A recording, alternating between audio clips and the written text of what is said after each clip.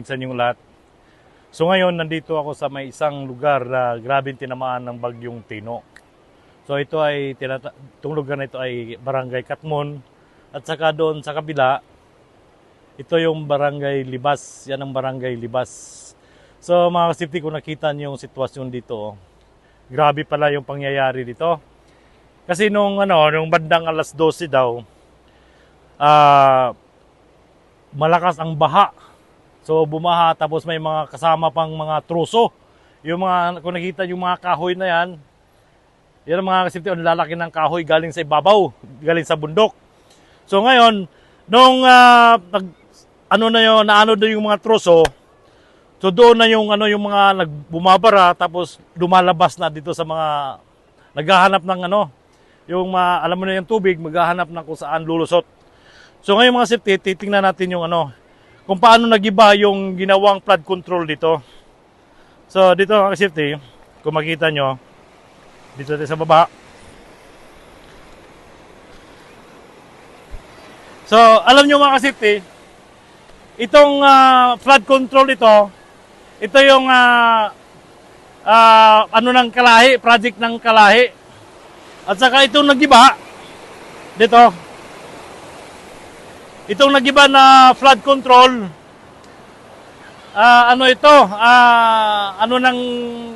sa gobyerno. Ng gobyerno, DPWH yata ito. Budget ng DPWH, ito, nagiba, oh. Tira nyo mga kasipti, oh. Ito yung ginagawang flood control nila. So, nakita nyo kung paano giniba ng yung tubig. Tira yung mga kasipti, kung nakita nyo si Babaw, ito yung tubig galing sa taas yan. Talagang, pala dito, may binuwis na isang buhay, 60 years old na matanda. So ngayon mga kasipti, balik tayo sa taas. Dito, tingnan natin yung sitwasyon dito. So ito yung pinakabungad ng dito nag-umpisa yung nagbumabara yung mga yung mga truso. Yung mga puno ng kahoy, malalaki galing sa bundok. So ito mga kasipti, tingnan nyo.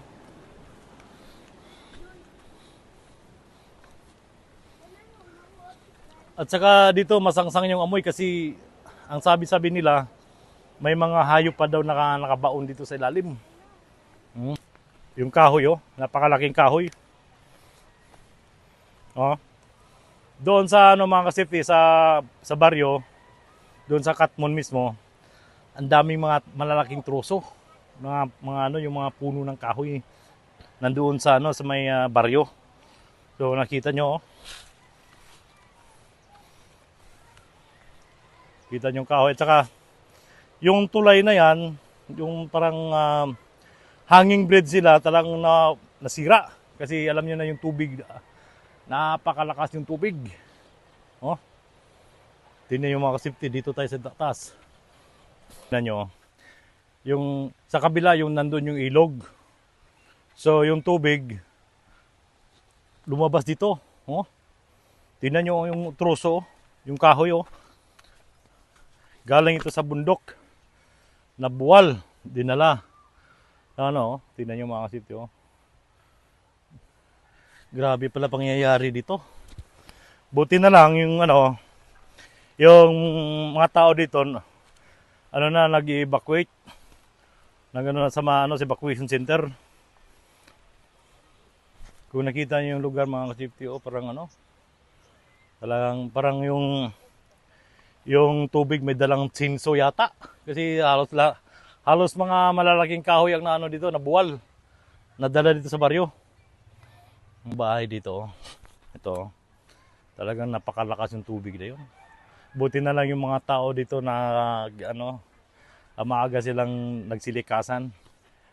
Doon pala banda may may isang bahay nakatayo. So sa sobrang lakas ng yung baha na anod. So iwan ko kung saan napunta yung bahay na yon.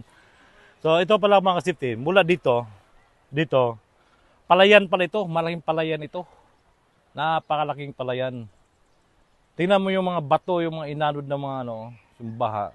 Biruin nyo, dati itong palayan, ang laking palayan nito. Sinira ng ano, yung bagyong Tino. At saka dito sa gilid, kung nakita yung simento na yan, irrigation pala yan sa mga palayan. So, yung iba nga, aanihin na raw. So, kawawa naman yung ano dito. So, sana naman, yung nasa gobyerno natin, dyan sa pinakamataas, sana tulungan naman itong lugar na ito kasi kawawa naman yung mga tao dito. So, tayo na, punta tayo sa baryo. Ngayon, nandito ko sa baryo ng Katmon. Kanina, nandun ako sa may nasirang flood control. Kasi, alam mo yung ginawang flood control ng Kalahi, hindi naman lang natibag. Matibay itong yung ano, ginawa ng flood control ng mga Kalahi. Pero yung sa project ng ano, yung flood control ng under government, warak mga kasipi. Pumutok. Pumutok. Kasi, yun na siguro, kulang ng, alam mo nyo na. So mga kasipi, ito palang ano, itong lugar dito, mag-isang linggo na, ganito pa rin sitwasyon, hindi... Oh.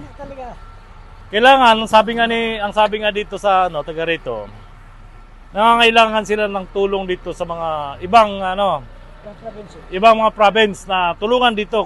Kung nakita niyo mga kasipi, meron si Manong mano-mano lang So kailangan dito ng mga backhoe or mga piloder na ano, kasi tingnan mo naman mga kasipyo, kahit nag-join joint force na yung mga DPWH saka taga fire station, wala pa rin, hindi pa rin. Kaya ito si Manong, alam niyo si Manong, yung palayan nila, ang laki ng palayan nila nasira. So, talagang walang makita, bato na lang nakikita. Mga bato. Wala, mga nyug daw, wala na. So, ngayon mga kasipip, ito, kung nakita niyo mga putik pumasok sa loob ng bahay nila.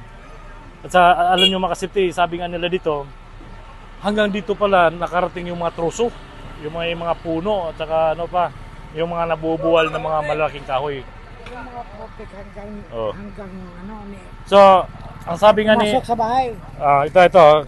Ito si Manong, ito residente, matagal na ito. Gano'ng kalaki yung putik, Manong? Hanggang tuhod. Hanggang tuhod raw. Pumapasok sa bahay. Kaya nga, nananawagan yung taga rito na sana yung taga ibang magtutulungan-tulungan na. Kasi ano naman ito, binubuto naman kayo ng mga taong bayan dito. Kaya sana naman, kung sino man yung pinakamataas dyan sa ano, sana naman tulungan dito kasi tinan mo yung mga putik doon mga kasipti, gabundok. Gabundok yung putik dito. Isang linggo na, parang paano sila makaka-recover ito ng mabilis? Masyadong mahina ang emergency response. Kaya sabi ni Manong, yung emergency response daw, kailangan ng makipag-coordinate sa ibang province na magtutulungan. Tama ba, Manong? Bayanihan. Bayanihan. So, kailangan, wag lang yung focus ng sa ibang lugar. Buong Pilipinas, kung saan yung may mga pangyayari, kailangan magtutulungan. Correct. So, Manong, salamat ha. Kami mag-iikot muna. Okay. Yan. Mag-iikot kami. Salamat kayo. Ma'am.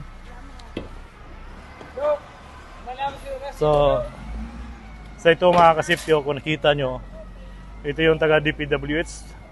Nag-ano nila dito. Dito kami dadaan.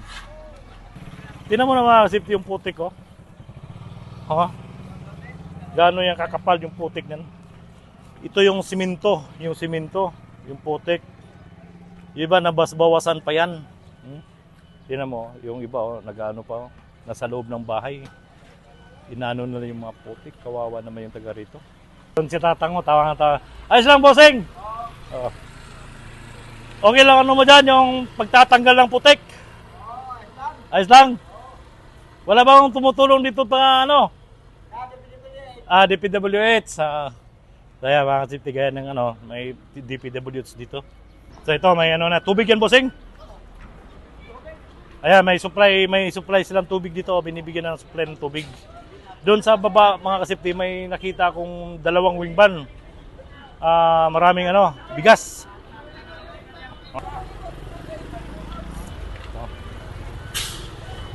Bossing, nakikiran, bossing. Ito yung mga taga DPWH. Ha? Ito yung mga... Sino nagbigay ng tubig nyo, boss? Pare. Ha? Pare. Ah, pare. Oh, ito. Nagpapasalamat sila sa ano, yung sponsor ng tubig, yung father daw, yung pare dito. Dito sa sa ano nito, yung lugar nito. Ito nagbibigay ng tubig para sa mga nagano dito yung taga DPWH at saka yung taga Bureau of Fire. So nagtutulungan sila dito. Yan yung mga kasipti, oh. Yan yung mga kapal ng putik dito. Kaya nanawagan ako sa lahat ng emergency response sa buong Pilipinas. Dito sa Southern Leyte, tulungan nyo man dito. So, kiran boss ha.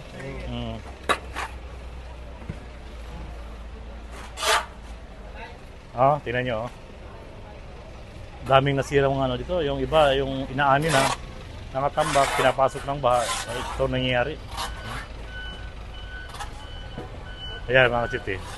Hanggang doon yan. Hanggang doon yan. Tara, tara.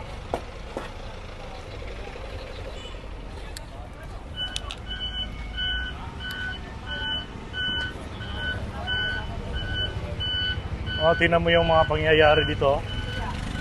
Hanggang doon. Talang buong baryo dito, pinasok ng tubig. Yung putik. Kawawa naman yung taga rito mga kasipti. So ito yung sitwasyon dito sa putang bundok. Ayan. Tingnan mo yung laki ng kahoy dito, naanod. Galing ito ng bukid, yung bundok. Pag ito tumawa ng yung mga malalaking yung mga bahay ng mga talagang kawawa yung may-ari ng bahay. Ang laki Hindi lang ito kasi ang dami palang kahoy dito na galing sa bundok. Kaya pumutok yung dahil pumutok yung yung flood control. So pati yung puno ng nyug, tingnan niyo. Naanod yung puno ng nyug. Buti dito banda, medyo malinis-linis na dito. Kawawa naman yung mga dito, yung mga residente. Pati yung tingnan mo yung eskwelahan mga kasipti, ginagawa na ng mga nag-evacuate. Doon na yung iba kasi alam mo na yung bahay masyadong maputi kaya doon sila muna temporary. Nandoon na yung Red Cross. Okay, tara.